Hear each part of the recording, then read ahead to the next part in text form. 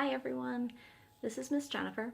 I am one of the children's programming librarians at the Central Library for Buffalo and Erie County Public Libraries. I am here today to do some DIY sensory with you. I have some ideas and activities for sensory that you can do at home. I've hopefully made these accessible with supplies that you'll have at home since we're obviously not going anywhere.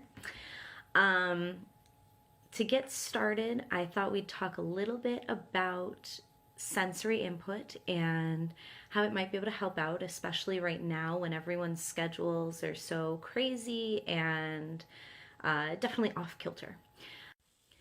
Sensory input is great for a variety of reasons. The two biggest things that I tend to focus on for my sensory activities are for exploring a new way to experience something. So maybe using your sense of touch instead of vision, or listening to something instead of seeing it or instead of feeling it. That kind of thing. We'll explore most of our senses with the various activities and ideas that I have. We will probably not do taste. But also sensory input is great to re-ground yourself if you're feeling amped up, or if you are going a little crazy with all the being stuck inside and being out of your schedule and that sort of thing.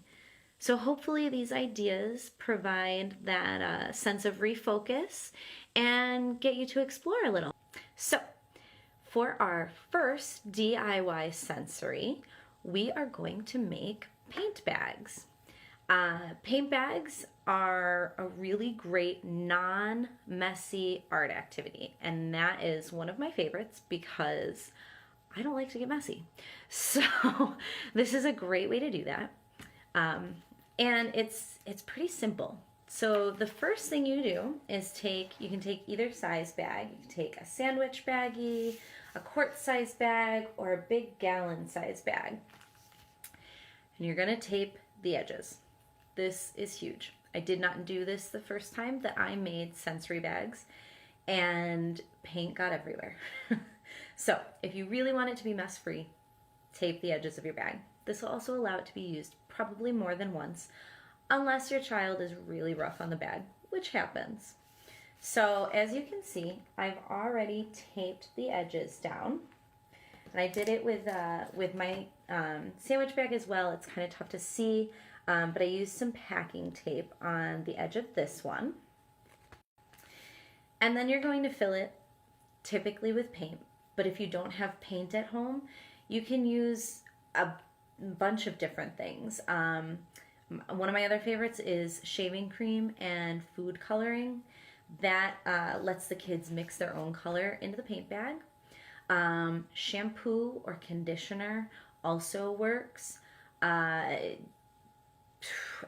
gel is another great one.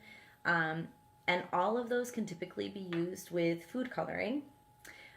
If you're really out of options, one that would work as a quick one-timer would be yogurt, but obviously you're kind of time limited on that, so make sure that it's not sitting out forever. You're not holding it like over a heater or in direct sunlight kind of thing. But otherwise, any of those other kind of thicker substances that'll still allow the bag to move around a little are going to work in here, and they're going to be able to sit, unless they're food grade, for a decent amount of time, really, until the bag kind of starts to get funky. So we're going to take our bag, and I did not have regular paint. I had some fabric paint left over. Like I said, it's what you have lying around, so it doesn't have to be traditional paint. This being fabric paint, it will stain if it gets out. So I'm gonna do this on like on top of paper, or I'm gonna lay down some rags or something else just in case the bag pops open once my son starts playing with this. So all you're going to do is just squirt the paint in there.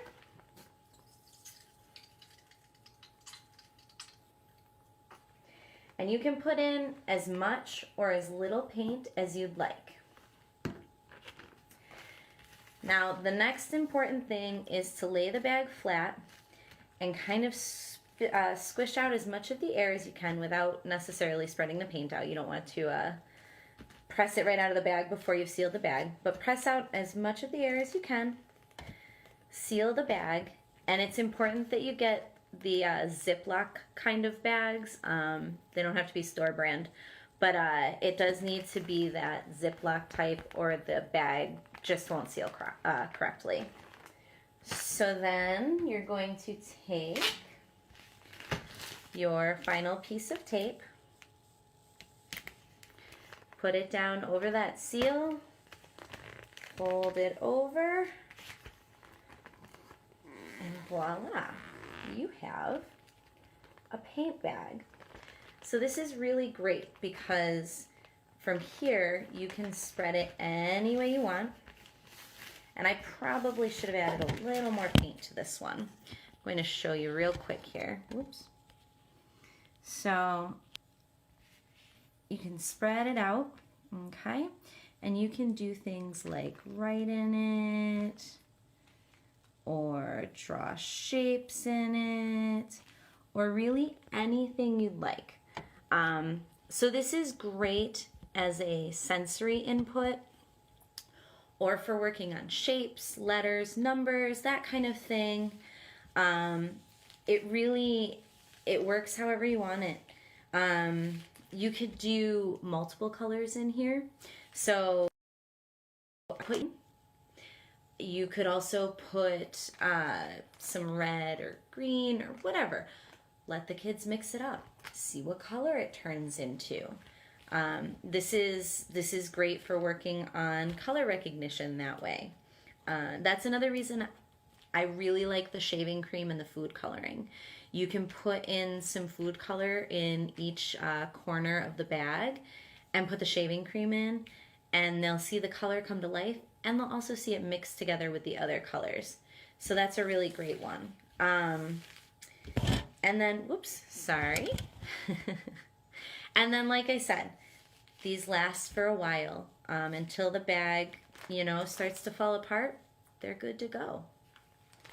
So that's the sensory bag, the paint bag with paint in it. And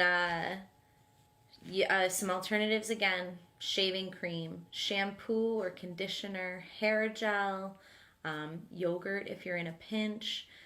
Just really anything that has that thicker consistency that will allow kids to mark it in some fashion.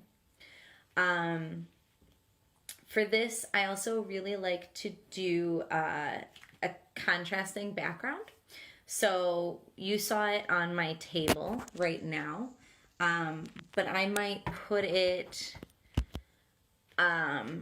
over a piece of white paper if I use dark paint, or I might put it on the floor. We have gray floor, so I might use a really bright paint against the gray floor so that it pops if I'm trying to draw or write something on it. So that is our paint bags. If you have any questions about them, please feel free to comment and I will do my best to answer. The other part to our DIY sensory for today is just a little recommendation that as you get started on making these various sensory items or activities, especially things like your paint bag that you can kind of keep available to your child all the time, is to make a box or an area in your house that these things are kept, that your child knows is his or her space or his or her box or whatever you're keeping them in, so that they can kind of take ownership of that and have access to it whenever they want, whenever they need that moment to ground themselves, calm back down, have something new to focus on, and then it's theirs. If you're making a box, you might decorate it.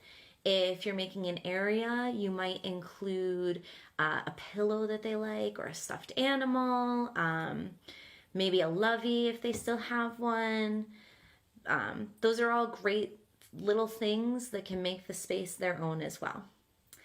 All right, thanks for joining me, guys, and I will have more ideas for you next week. Bye.